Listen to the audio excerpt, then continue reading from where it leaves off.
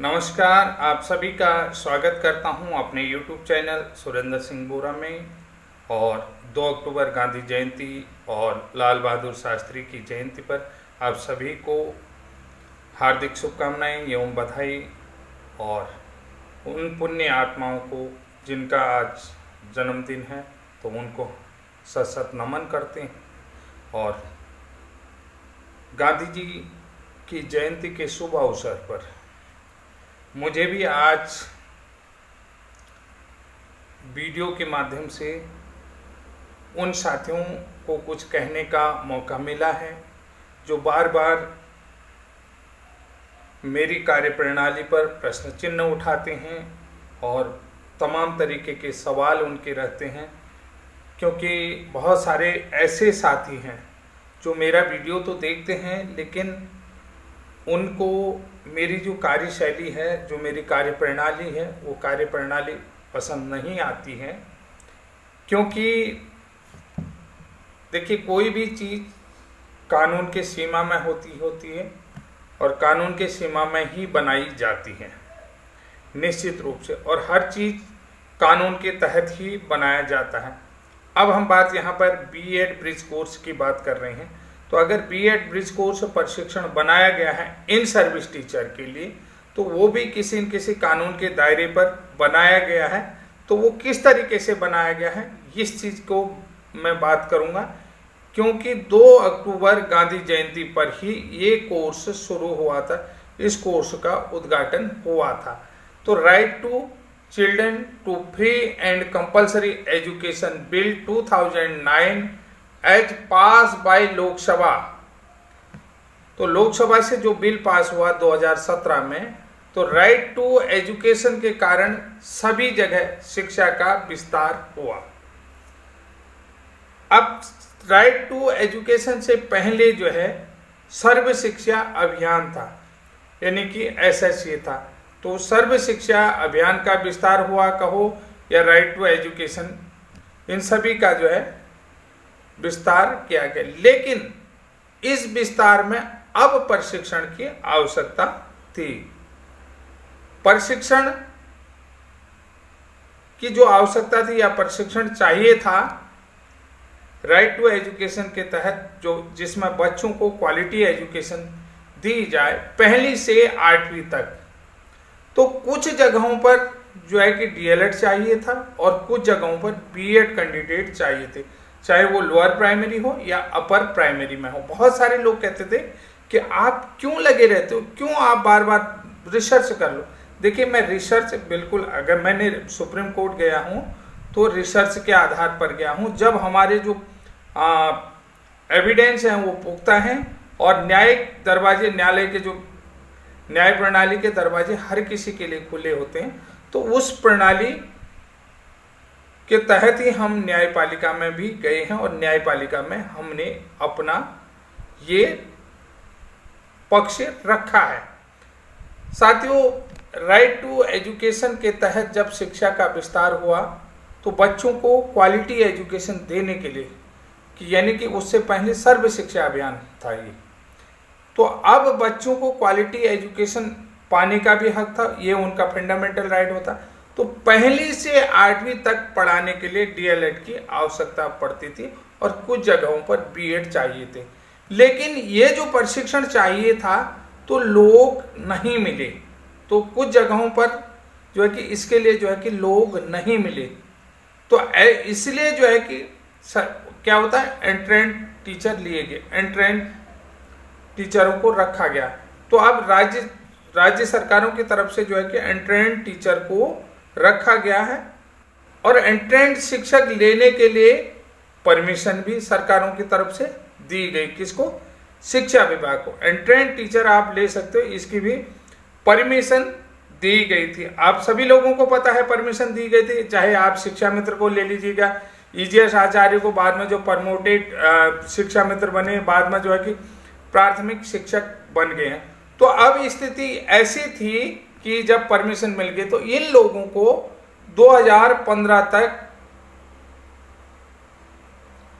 अपने आप को प्रशिक्षित करना था, यानी कि इन लोगों को 2015 तक जो अपने स्किल होते हैं, एक शिक्षक के लिए जो एजुकेशन क्वालिफिकेशन लेना था वो ट्रेनिंग को इन्होंने पूरा करना बताया था। इनको जो है कि इनको ये बोला गया कि आपको 2015 तक अपनी जो ट्रेनिंग पूरी करनी है, अर्थात शिक्षक प्रशिक्षित हो जाएंगे। कब तक? जो एंट्रेंड शिक्षक रखे हैं कि वो 2015 तक प्रशिक्षित हो जाएंगे, अपनी क्वालिफिकेशन अर्जित करेंगे, यानी कि टीचर बनने के लिए जो क्वालिफिकेशन है उस क्वालिफिकेशन को अर्जित करेंगे।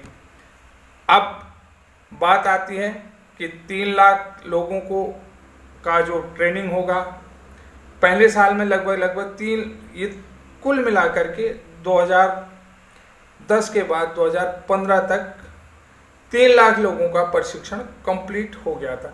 लेकिन 1.5 लाख टीचरों का ट्रेनिंग केवल पहले साल में ही हुआ था, यानी कि 2010 से 2015 इन 5 सालों में 3 लाख लोगों को ही प्रशिक्षण दे पाई सरकार, और 1.5 लाख लोगों का प्रशिक्षण पहले ईयर कंप्लीट हो चुका था, सेकंड ईयर में चल रहा। तो ऐसे में जो है कि इनमें प्राइवेट स्कूलों का उल्लेख नहीं था। तो जब MHRD की तरफ से और एजुकेशन मिनिस्ट्री की तरफ से प्राइवेट स्कूलों से डाटा मांगा गया तो देखा गया कि लगभग 7 लाख लोग जो हैं कि एंट्रेंड हैं। तो यानी कि कुल मिलाकर के जो गवर्नमेंट के विद्यालय हैं और सेमी गवर्नमेंट हैं, एडेड विद्यालय हैं, प्राइवेट विद्यालय हैं, तो और जो भी मान्यता प्राप्त विद्यालय हैं, यहाँ पर अभी 7 लाख लोग अप्रशिक्षित एंट्रेंड है। तो यानी कि वहाँ पर भी क्वालिटी एजुकेशन देने की बात आई। तो तब जो है कि गवर्नमेंट ने एक डाटा जुड़ाया और RT एक्ट 2009 में संशोधन की जरूरत समझी गई। RT एक्ट में संशोधन की 17 अक्टूबर 2017 को क्या समझी गई? संशोधन की जरूरत समझी गई। तो तब जो है कि 3 अक्टूबर को इस कार्यक्रम का जो अनाउंसमेंट हुआ, 2 अक्टूबर को पूरी तरीके से 3 अक्टूबर को इस पूरे कार्यक्रम का अनाउंसमेंट करा गया। तो आंकड़े भी जुटाए गए। तो देखते देखते लगभग